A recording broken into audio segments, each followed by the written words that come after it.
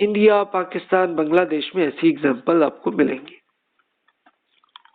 اب ہم آگے چلتے ہیں، پیسیفک اور انڈین اوشن میں دیکھتے ہیں کہ یہ بہت سارے جزیرے، جس میں سری لنکا ہے، انڈونیشیا کے بہت سے ایک جزیرے ہیں، ملیشیا میں ہے، تھائی لینڈ، فلپین، سب میں اسلام کی دعوت کیسے پھیلی۔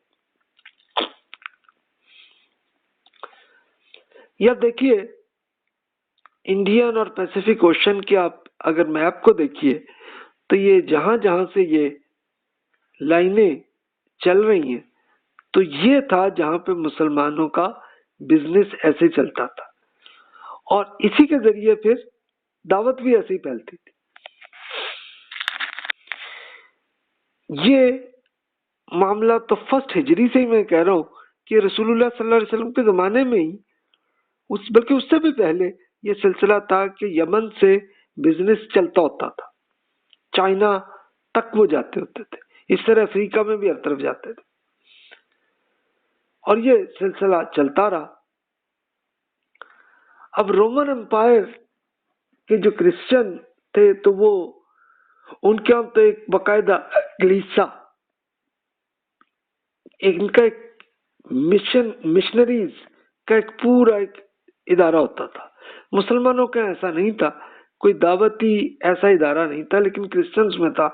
لیکن کرسچنز کی دعوت اس زمانے میں ان ایریاز میں نہیں پھیلی، یہ پھیلی ہے اس کے بعد آ کے کہ جب کولونیلزم آیا اور یورپینز کی حکومتیں جب ان سب جزیروں میں پھیلنے لگیں تو پھر ان کی مشن وہ آنے لگے، مشنریز، اور پھر ان کی دعوت سے پھر کرسچینٹی وہ پھیلی ہے، اور انڈیا میں بھی ایسے ہی پھیلی۔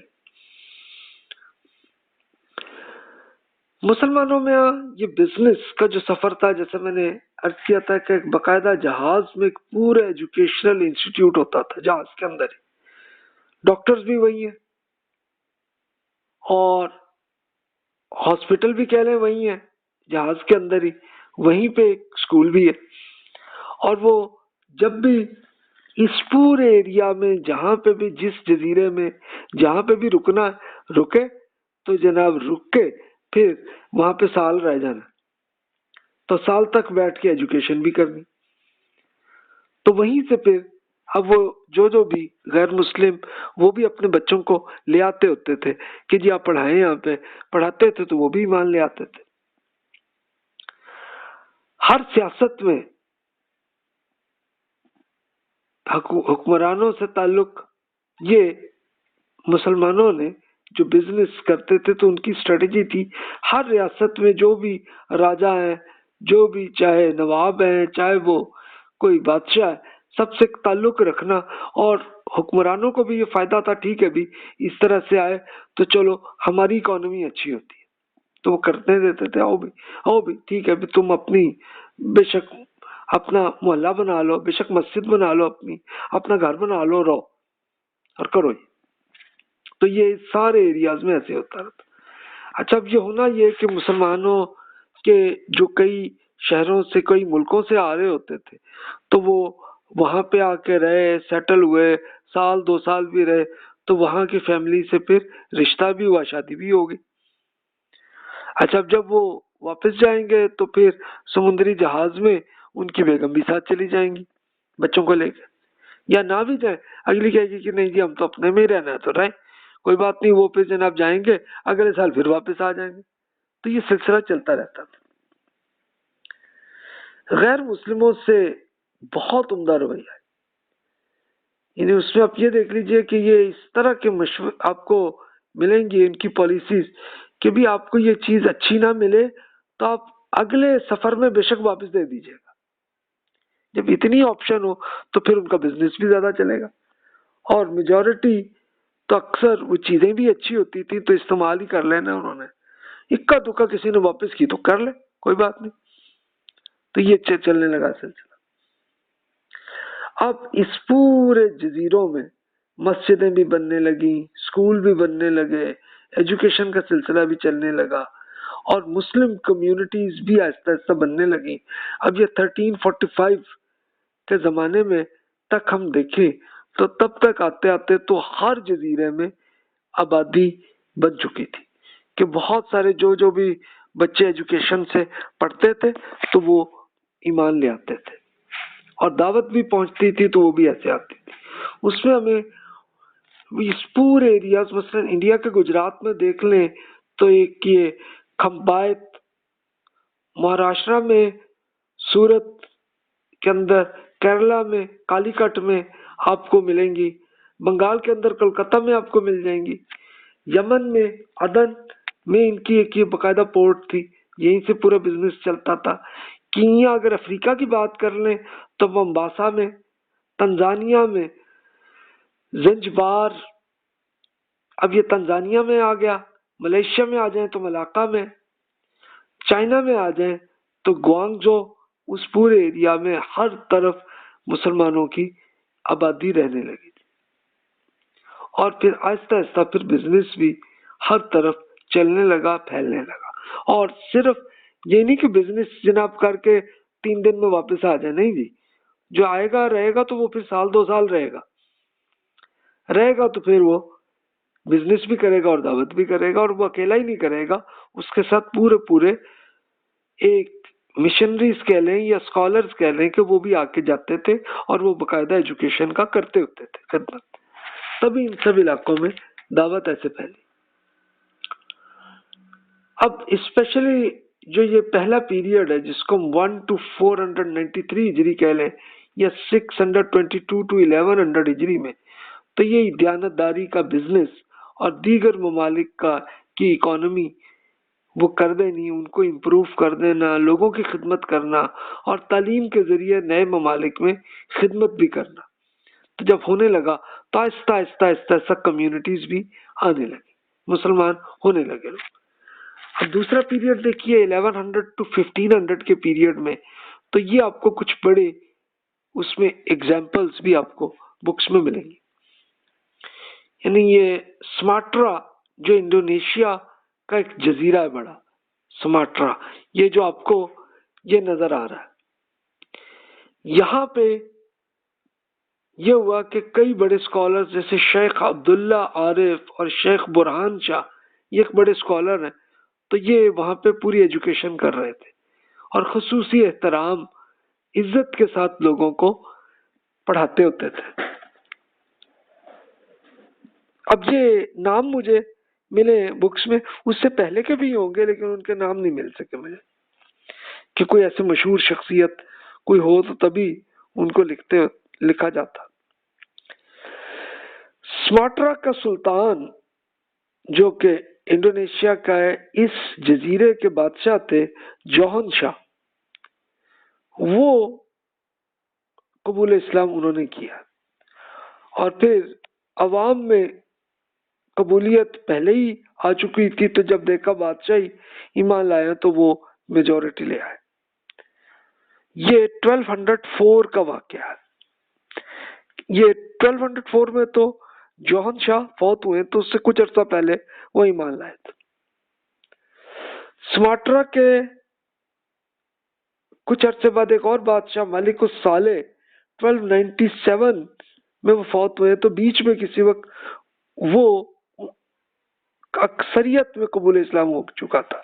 یعنی ظاہر ہے کہ ایک دم سارے تو نہیں مان لائے ہوں گے، لیکن آہستہ آہستہ 40 50 60 100 سال تک ہوتے ہوتے اس پورے پروسیس میں میجورٹی ایمان لے آئی تھی۔ اس کے بعد اگلے جزیرے پہ دیکھیے ملاقہ۔ ملاقہ وہ ہے جو آج کل ملیشیا ہے۔ یہاں پہ ملک الصالح یہاں کے سلطان سکندر شاہ، یہ 1424 میں قبول اسلام لائے، تو ان کی کچھ آبادی عام لوگ پہلے ایمان لا چکے ہوں گے، کچھ اس کے میجورٹی اس کے بعد ایمان لائے۔ اس کے بعد آگے آئیے فلپائن منڈاناؤ، یہ قبیلہ ہے فلپین کا، وہاں کی اسلام کی اکثریت یہ 1280 عیسوی کیلنڈر میں، تب میجورٹی وہاں پہ ایمان لائی ہے۔ اچھا، اسی طرح نیو گنی یہ ایک اگلا جزیرہ ہے، یہاں پہ 1495 کی میجورٹی آئی ہے۔ یہ جو مجھے ملی ہے انفارمیشن، ورنہ اس سے پہلے زیادہ، لیکن اب پورے اس رینج کو دیکھیے تو یہ آپ کہہ سکتے ہیں کہ 1204 سے لے کے یا 1200 سے لے کے 1500 تک اس پورے پیریڈ میں آہستہ آہستہ میجورٹی ایمان لانے لگی. اور یہ لگتا یہی ہے کہ اس میں ہوتا یہ ہوگا کہ جو اسکالر جو لوگ ایمان لائے انہوں نے پورا اسلام سیکھ لیا، تب وہ کشتیاں لے کے دوسرے جزیرے چلے گئے، جا کے وہاں انہوں نے پڑھانا شروع کیا. اب انہوں نے سیکھا، اب انہوں نے جناب سیکھ کے آگے کشتی لی اور اگلے جزیرے میں جا کے کر لی. تو کرتے کرتے اس طرح 300 سال کے اندر اس طرح سے میجورٹی ایمان لائے. اس کے بعد تیسرا دور دیکھتے ہیں جو 1500 ٹو 1924 کے پیریڈ کو لے لیں تو یہ وہ ایریا ہے کہ جب پھر آہستہ آہستہ یورپینز کی حکومت بن گئی تھی. تو این اس زمانے میں تھائی لینڈ، ویتنام، کمبوڈیا، اس میں بھی دعوت پھیل رہی تھی. اب یہ اصل میں وہی کشتیوں کے ذریعے جو دعوت کرنے والے اسکالرز جا رہے ہوتے تھے، سیٹل ہو رہے ہوتے تھے، تو وہ یہ کر رہے ہوتے تھے. یورپ میں پہلے پرتگال کی حکومت بنی. اچھا، پرتگالی جو ہے وہ زیادہ شدت پسند تھے تو وہ پابندیاں لگاتے تھے، لیکن پھر اس کے بعد فرانس اور انگریزوں کی حکومت آئی تو انہوں نے مکمل آزادی دی ہوئی تھی. تو پھر تو مسلسل دعوت اس پورے ہر جزیرے میں زیادہ پھیلنے لگی تھی. یہ اس کا رزلٹ ہے. اس کا ایویڈنس آپ کو ملے گا ابن بطوطہ. انہوں نے اپنے سفر نامے میں، اب یہ 1345 کے زمانے میں جب یہ جاوا پہنچے تھے. اب یہ جاوا کہاں ہے؟ تو جاوا یہ آپ کا ایریا، کچھ ایریا تو اس میں انڈونیشیا میں، کچھ ملیشیا میں آتا ہے. تو وہاں کا ابن بطوطہ نے اپنی پوری پکچر بیان کی ہوئی ہے. اب ذرا ان کے ارشادات کو دیکھ لیں. دیکھیں اس زمانے کی مسجدیں ایسی بنی تھی. ایک پرانی مسجد کی مجھے تصویر ملی. ابن بطوطہ بتاتے ہیں کہ ہم جاوا کے سلطان کے دارالحکومت کی طرف چلے. یہ شہر بہت بڑا ہے اور اس کے گرد لکڑی کے فصیل ہے، جس میں برج بھی لکڑی کے بنے ہوئے. بادشاہ کا نام ملک ظاہر ہے. یہ بہت بڑے عالم اور سخی ہیں. ان کا مسلک شافعی ہے اور یہ اہل علم سے نہایت محبت کرتے ہیں. ان کی مجلس میں ہمیشہ علم و فضل کو بہت اہمیت دی جاتی ہے. جہاد بھی اکثر کرتے رہتے ہیں اور حد درجے میں انکساری سے کام لیتے ہیں. جمعہ کی نماز کے لیے ہمیشہ پیدل آتے ہیں. یہاں کے تمام باشندے شافعی ہیں، جہاد کے بہت شوقین ہیں اور غیر مسلموں پر غالب ہیں. آس پاس کے غیر مسلم انہیں جزیہ دیتے ہیں. اب جاوا میں آمد کے بعد چوتھا دن جمعہ کا تھا تو دولسا کا امیر ہمارے پاس آیا اور کہا کہ آج مسجد میں بادشاہ کو سلام ہوگا. یعنی سلام کا مطلب ہے کہ آپ آؤ بھائی، بادشاہ بلا رہا ہے آپ کو.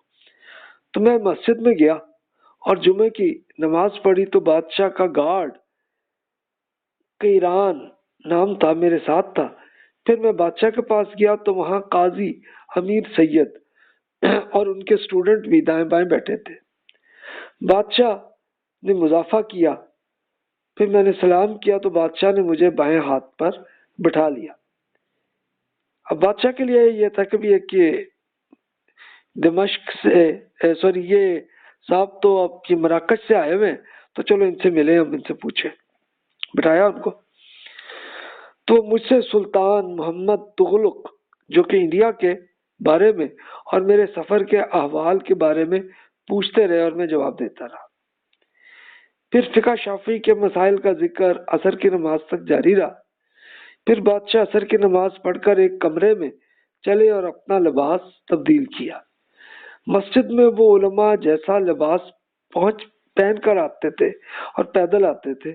پھر انہوں نے اب عصر کی نماز پڑھ کے آ کے بادشاہ نے شاہی لباس زیب تن کیا اور روئی اور ریشم کا بنا ہوا تھا. تو اب یہ اس پکچر سے کی اندازہ ہوتا ہے کہ اب یہ 1345 کا زمانہ ہے. کیا وہ بادشاہ بھی مان لایا اور وہ بھی اتنے عاجزی کے ساتھ جناب وہ مل رہے ہیں بندے سے، اور وہ اب دوسرے ملک سے آئے ہوئے بندے سے پوری دوسرے ممالک کی انفارمیشن بھی لے رہے ہیں اور پھر علمی ڈسکشن بھی کر رہی ہے. تو اس سے یہ لگتا ہے کہ اس طرح سے دعوت بھی ایسے ہی پھیلی ہوگی. اچھا، جہاد کا معاملہ تو وہاں پہ وہ یہی تھا، یہ نہیں کہ وہ غیر مسلموں سے کر رہے ہوں، بلکہ ان کا معاملہ یہی تھا کہ سیکیورٹی کے لیے، کہ اگر کسی اور آس پاس کے بادشاہ کی کوئی فوج ادھر آ رہی ہے تو چلو وہ جنگ کر لی. تو جہاد کا معاملہ بس یہی چل رہا تھا. اب اس پورے جنوب مشرقی ایشیا جسے میں کہہ رہا ہوں، جو پیسیفک اور انڈین اوشن میں ہے کہ جزیروں میں، تو اس میں کیا ریزن ہوئی؟ تو ایک کسی جنگ کے بغیر صرف اور صرف دعوت اور ایجوکیشن بس. دوسرا، مسلم اسکالرس نے یہ بڑا کام کیا کہ مقامی زبانیں سیکھیں اور ان میں دعوت پہنچائی. یعنی مسلمانوں نے یہ کیا کہ ہر ایریے کی، ہر جزیرے کی زبان کو سیکھا اور پھر اس کے ذریعے میسج پہنچایا. یہ بڑا کام آپ کو ملا. حسن سلوک، یعنی چھوٹی سمجھنے والی ذاتوں سے بھی رشتہ کیا ہے مسلمانوں نے. یعنی جیسے انڈیا کے شودر حضرات ہیں تو ان کی فیملی میں جا کے شادیاں کی. تو یہ بھی ایک ٹرینڈ ہمیں نظر آتا ہے.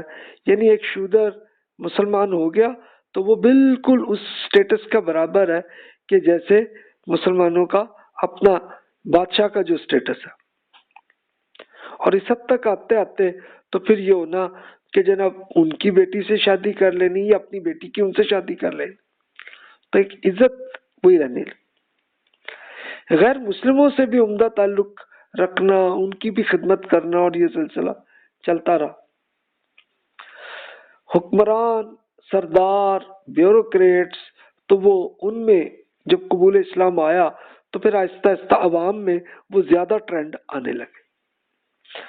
شافعی اسکالرز نے ان جزیروں میں بہت دعوت پھیلائی اور ایجوکیشن بہت پھیلائی ہے. اسی طرح تصوف سلسلوں کے بھی بہت تیز دعوت انہوں نے بھی کی. انہوں نے بھی اسی طرح خانقاہیں بنائی اور وہاں پہ انہوں نے بھی ایک ایجوکیشن کا سلسلہ انہوں نے بھی کیا. تو یہ جنوب مشرقی ایشیا میں دعوت اس طرح پھیلی. تو جناب یہ دعوت کا یہ اسٹریٹجی رہی ہے. اس کے لیے زیادہ اچھا ہے کہ ایک مارشل ہاجسن جو کہ یورپین اسکالر ہیں، انہوں نے پوری ڈیٹیل بیان کی ہے، اسی کو کہ لے کے ہم پھر ختم کرتے ہیں کہ جو انہوں نے سچویشن بیان کیا. اب وہ کہتے ہیں کہ انڈیا کے ساحلی علاقوں سے آنے والا مسلم کلچر عربی اور فارسی ورثے کو ساتھ لایا تھا. عربی، فارسی اور مالے زبانیں اعلیٰ طبقے کی کلچر کی زبانیں بن گئیں. ان تینوں زبانوں میں پہلے قرون وسطیٰ کے آخری دور کے صوفیہ کا اسلام پھیلا، جو کہ اسلام کی ایسی شکل تھی جو اس زمانے کے عوام میں کلچرل روابط کے پھیلاؤ کی تقاضوں کو پورا کرتی تھی. پورے ملیشیا میں کسی بھی مسلم ملک کی نسبت تصوف کو پورے کے پورے اسلام کے دور پر دیکھا گیا. صوفیانہ اداروں کے فریم ورک میں اسلامی روایت کے تمام ادوار کی اثرات موجود رہے. یعنی مسلمانوں کے بھی، یعنی دین اسلام کے معاملات میں بھی، اور اس طرح ان کے پرانے کلچر کی وہ چیزیں بھی آ گئی ساتھ. اندرون جاوا میں صوفی سلسلوں نے روایتی علوم جن میں فقہ، علم الکلام اور دیگر تمام علوم شامل تھے، ان کو پھیلانے میں غیر معمولی کردار ادا کیا. دیہی مراکز یعنی دیہاتی علاقوں میں صوفی شیوخ اپنے مقامی مریدین کو تعلیم دینے لگے. اس طرح سے انہوں نے تقریباً سبھی کسان روحانیت اور تعلیم سے وابستہ ہوئے. صوفیانہ لبادے میں شرعی علوم بھی یہاں منتقل ہوئے اور دور جدید سے پہلے عام شرعی علماء جو صوفی نہیں تھے، ان کے لیے مواقع یہاں بہت کم رہے.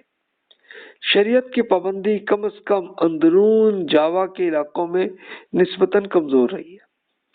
شریعت کا کردار بہت بنیادی رہا اور ان میں مقامی سماجی رسم و رواج کے مطابق کئی تبدیلیاں کی گئیں اور مرکزی مسلم ممالک کی بہت سی رسموں جیسے خواتین کے پردے نے کبھی فروغ نہیں پایا۔ دیہی علاقوں کے یعنی دیہاتی علاقوں کے عوامی اسلام میں قدیم ملیشین سماجی تصورات شامل ہو گئے، جیسے مسلمانوں کے ہاں سبھی علاقوں میں جنات کا جو تصور موجود ہے، جس میں روحوں کے مقامی تصور کو شامل کر دیا گیا۔ جنوب مشرقی ایشیا میں ہندو اور بدھ دور سے یہ مانا جاتا رہا ہے کہ ہر چیز میں روح ہوتی ہے، چنانچہ ان کے یہاں مختلف چٹانوں، غاروں، درختوں وغیرہ میں روحیں مان کر ان کی پرستش کی جاتی رہی ہے۔ تقبل اسلام کے بعد انہی تصورات کو کسی نہ کسی طرح اسلام میں ایڈجسٹ کر دیا گیا، اور آج بھی انڈونیشیا میں بہت سے مسلمان کئی ایسی چٹانوں اور درختوں کی زیارت کے لیے جاتے ہیں۔ تو سیم جیسے انہوں نے انڈونیشیا کا بتایا، سیم پاکستان اور انڈیا میں بھی آپ کو یہی ایگزامپل ملتی ہیں۔ ان قدیم ملیشین تصورات کے ساتھ ساتھ اس ریجن کے امیر ترین ریاست جاوا کے اندرونی علاقوں میں اعلیٰ طبقات نے قدیم ہندوانہ رسوم کو اسلامی شکل دے دی۔ ان کی شاعری قدیم جاوی روایت کو برقرار رکھتے ہوئے سنسکرت میں لکھی گئی مہا بھارت کی کرداروں سے بھری ہوئی ہے۔ اس ورثے نے صوفی سلسلوں میں بھی اپنی جگہ بنائی اور ان کی زبان کے ساتھ ساتھ ان کے تصورات پر اثرات مرتب کیے۔ مجموعی طور پر اندرون جاوا کا تصوف عالم اسلام کے دیگر علاقوں کے تصوف سے مختلف تھا۔ جب یہاں کے اعلیٰ طبقات نے اسلام قبول کیا تو ان کے مقامی روایتیں تصوف کے اندر گند کر اس کا حصہ بنا دی گئی، جس نے جاوی کلچر میں ایک منفرد خوبصورتی پیدا کر لی۔ تفصیل آپ نے پڑھنی ہے تو ہجسن صاحب کی بک آپ گوگل میں آپ کو مل جائے گی، تو وہ آپ ان کی پڑھ لیں، انگلش میں لکھی ہوئی انہوں نے، میں نے اس کا کچھ حصے کا ترجمہ آپ کے سامنے عرض کیا۔ تو اس سے یہ اندازہ ہوتا ہے کہ کچھ مسلم اسکالرس کے ذریعے، زیادہ بزنس کے ذریعے جنہوں نے خدمت کی، اور پھر صوفیہ کے ذریعے بھی اس طرح سے دعوت آئی، اور وہ ظاہر ہے کہ جو صوفی مسلمان تھے تو ان کے وہی شریعت اور اس کے عین مطابق چلنے لگے۔ اچھا، جو اسی طرح صوفیہ کے اندر جو باطنی صوفی تھے تو ان کا میسج بھی پہنچنے لگا، اور اس کے ساتھ ساتھ پھر یہ ہوا کہ جو پرانے ہندو مت اور بدھ مت کے جو تصورات تھے تو وہ بھی آ گئے مسلمانوں کے یہاں پہ، وہ آج بھی۔ تو یہ پوری ایک سچویشن ہے کہ جس سے ہمیں نظر آتا ہے۔ تو جناب ہم یہاں پہ مکمل کرتے ہیں، انشاءاللہ اگلے لیکچر میں ہم پھر اگلے ایریاز افریقہ، اور پھر افریقہ سے چل کے ہم پھر چائنا، رشیا، جاپان، یورپ، امریکہ، آسٹریلیا، اس کی دعوت کی ہم سٹڈی انشاءاللہ اگلے لیکچر میں کریں گے۔ تو جناب ابھی آپ کے ذہن میں جو سوال آ رہے ہیں بلا تکلف آپ ای میل کر لیجئے۔ جزاک اللہ خیر، واحسن الجزا۔